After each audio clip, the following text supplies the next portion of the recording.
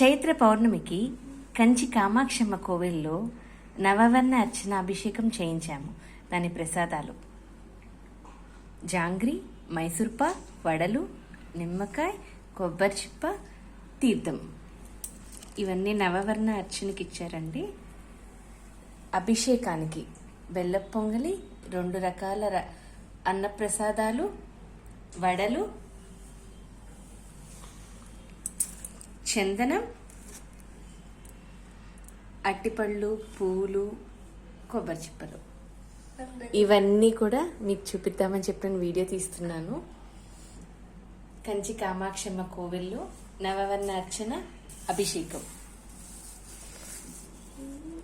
ఈ జాంగ్రీకి అయితే కుంకుమ పువ్వు కూడా ఉంది. యాక్చువల్గా నవవర్ణ అర్చనలో పరవాణం కూడా ఇచ్చారు, అది వీడియో పెట్టడం మర్చిపోయాను.